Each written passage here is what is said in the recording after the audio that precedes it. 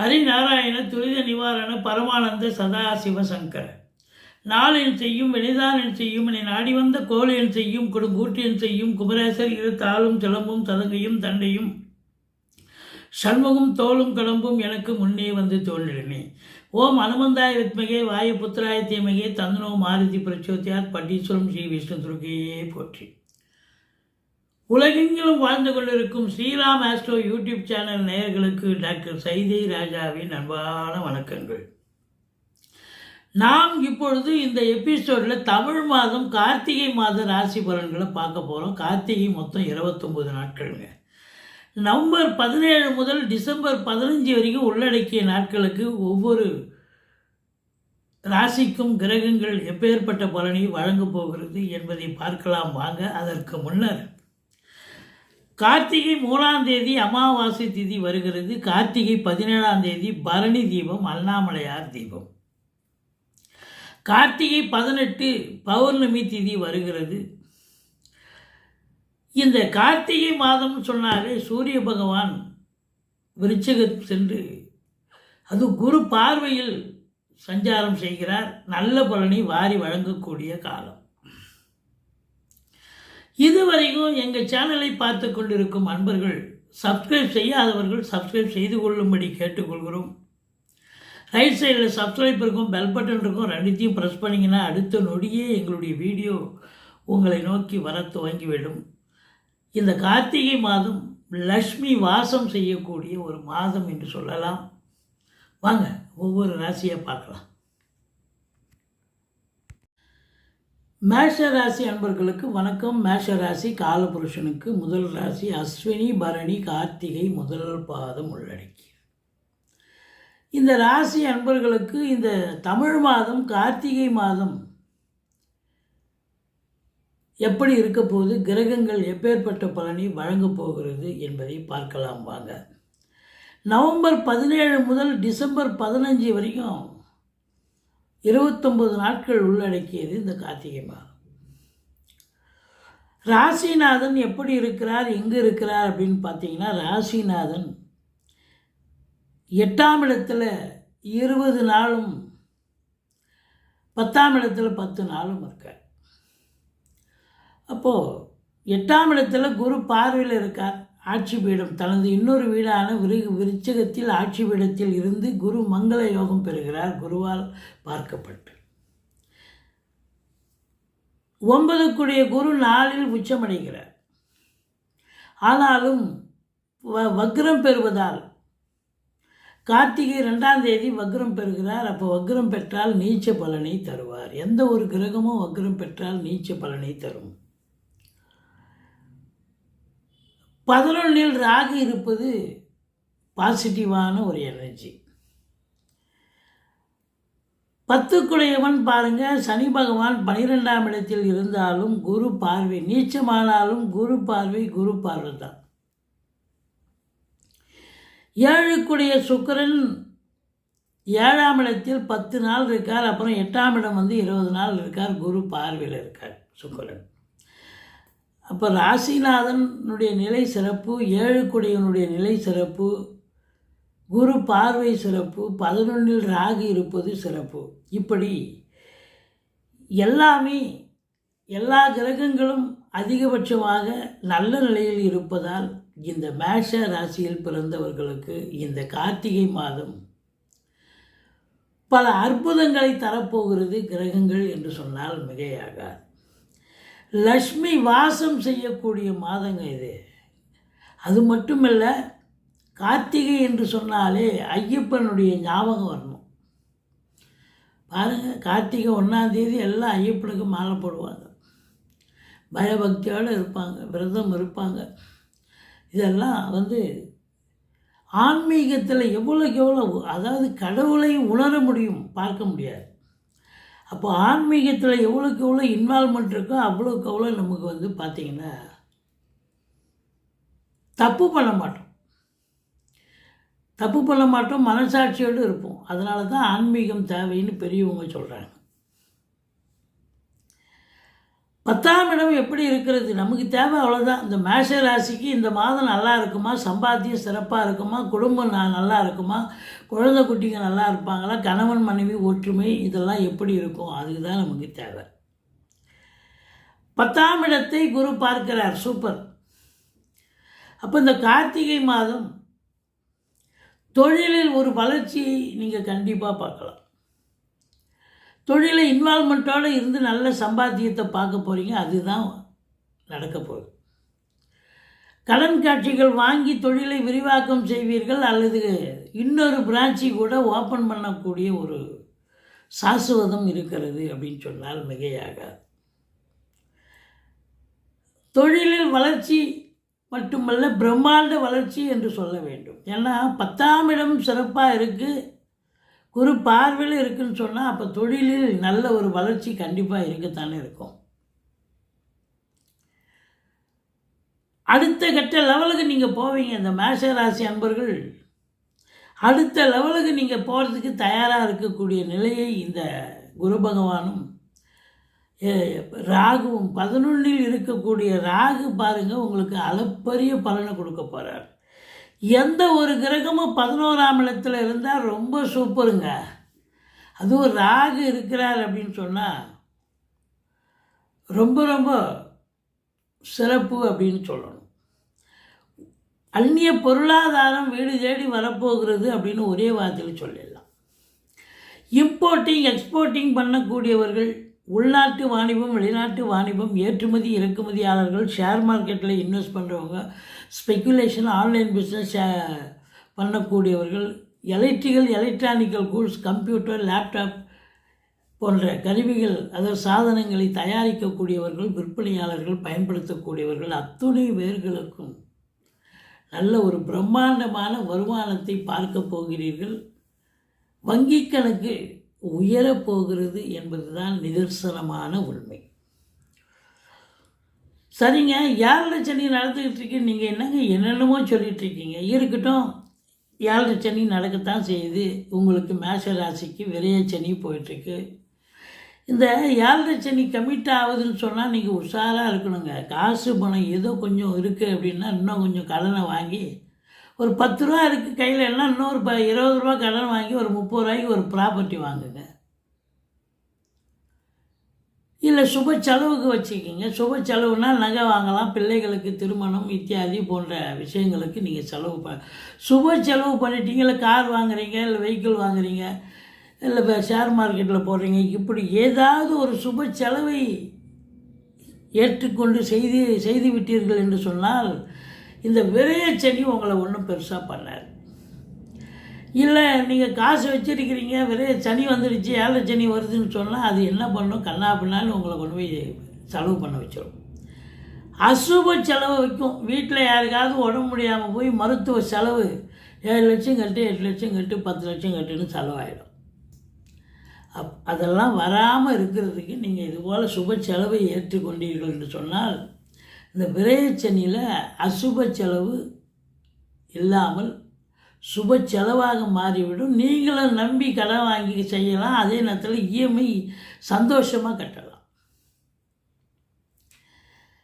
மற்றபடி உங்களுக்கு சனி சம்பந்தப்பட்ட இரும்பு சம்பந்தப்பட்ட, சனினாலே இரும்பு காரகத்துவம். அப்போ இரும்பு அப்படின்னா தொழிற்சாலை, லேத் ஃபேக்ட்ரி, பெரிய சின்ன ஃபேக்ட்ரியாக இருக்கலாம், பெரிய தொழிற்சாலையாக இருக்கலாம். 50 பேர் வேலை செய்யலாம், 500 பேர் வேலை செய்யலாம். அதில் வேலை பார்க்கக்கூடிய தொழிலாளிகளுக்கு நல்ல ஒரு வேலை வாய்ப்புகள் உன்னதமாக கிடைக்கும், சம்பாத்தியம் சிறப்பாக இருக்கும். அதில் அதனுடைய ஓனர்களுக்கும் முதலாளிகளுக்கும் ஒரு சந்தோஷத்தை ஏற்படுத்தும் என்று சொன்னால் மிகையாகாது.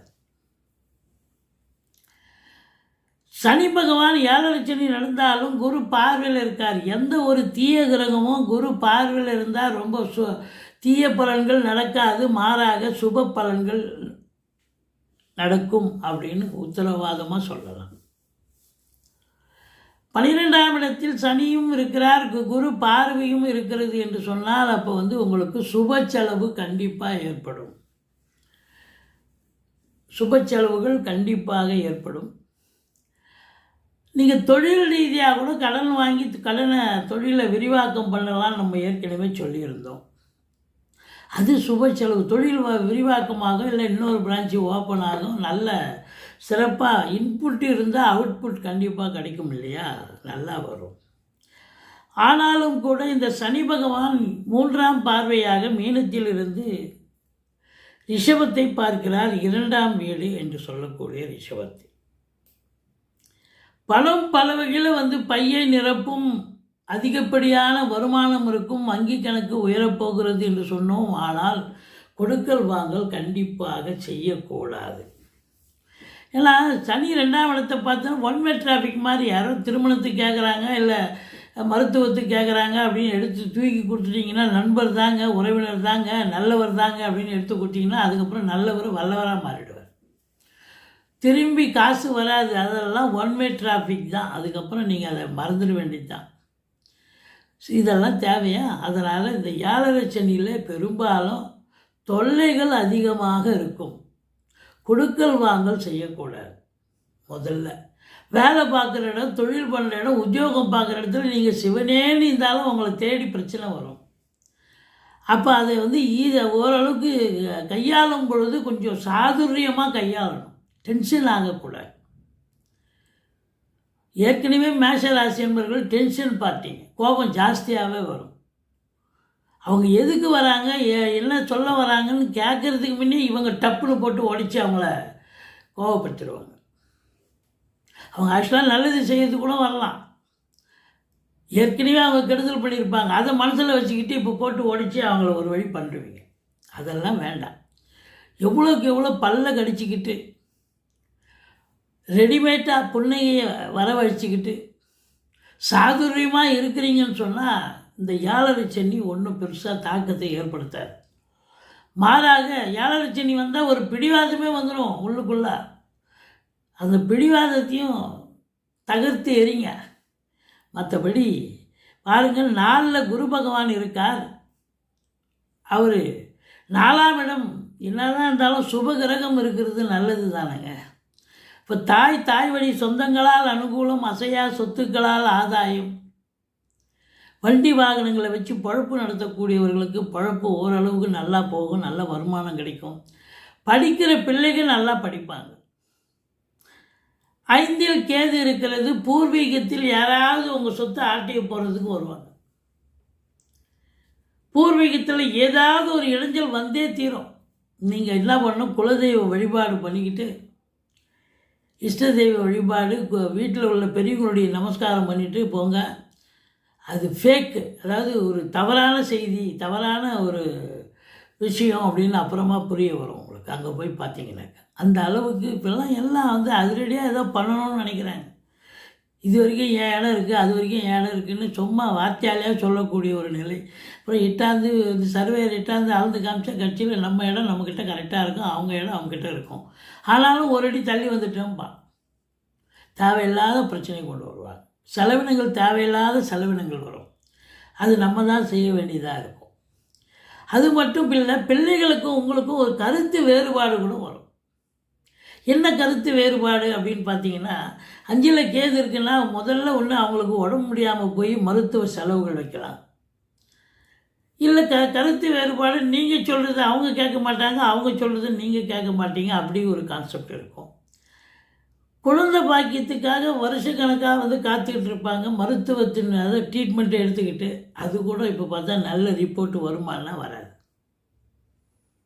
ஏன்னா 5ல் கேது இருக்குது. கேது இருக்கிறத சுருக்குவார். 6ஆம் இடத்தை வேறு சனி பார்க்குற. எதிரிகளால் தொல்லைகள் ஏற்படக்கூடிய காலம். கொஞ்சம் எச்சரிக்கையாக இருக்கணும். யார் நண்பன் தெரியாது, யார் விரோதின்னு தெரியாது. தோல் மேலே கை போட்டு உங்களுக்கே டீ வாங்கி கொடுப்பான், கட்சியில் அவனே உங்களை ரிவிட் அடிப்பான். மறைமுகமாக பார்த்தா அவன் தான் செஞ்சுருப்பான் உங்களுக்கு.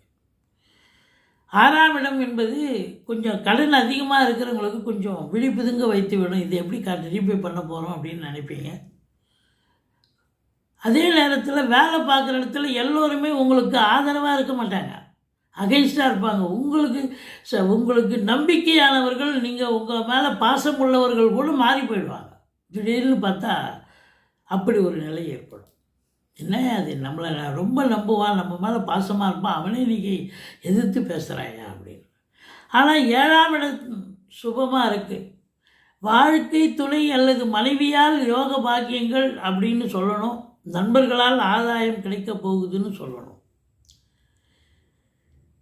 மற்றபடி செவ்வாய் ஆட்சி பெற்று நல்ல நிலையில் இருக்கிறார். அப்போது செவ்வாயினுடைய காரகத்துவம் இருக்குது பார்த்தீங்களா. காவல்துறை, தீயணைப்புத்துறை, மருத்துவத்துறை, இராணுவத்துறை இதில் வேலை பார்க்கக்கூடியவர்கள். சூரியன் பாருங்கள், கார்த்திகை மாதமாக இருக்கிறதால சூரியனும் எங்கே இருக்கிறார் அப்படின்னா உங்களுக்கு விருச்சிகத்தில் தான் இருக்கார். அப்போது ஐஏஎஸ், ஐபிஎஸ், ஐஎஃப்எஸ் அதற்கு நிகரான பணியில் இருக்கும் அன்பர்கள், கலைநிலை ஊழியர்கள் அத்துணை பேர்களுக்கும் பொற்காலம். தந்தையால் யோக பாக்கியங்கள் கிடைக்கப் போகிறது. அதே நேரத்தில் அரசியல்வாதிகளுக்கும் அடுத்த லெவலுக்கு அவங்க முயற்சி பண்ணால் அது கண்டிப்பாக சக்ஸஸ் ஆகும் அப்படின்னு சொல்லணும். இருந்தாலும் 9ஆம் இடத்தில் செவ்வாய் இருக்கிறார், சனி பார்வையில் இருக்கிறார். பாக்கியத்தில் சில தடைகள் கூட ஒரு சிலருக்கு ஏற்படலாம். கொஞ்சம் எச்சரிக்கையாக இருந்துக்குங்க. மற்றபடி வெளிநாடு போகணும்னு நினைக்கக்கூடியவர்கள் தாராளமாக செல்லலாம். இந்த ராசி அன்பர்களுக்கு கார்த்திகை மாதம்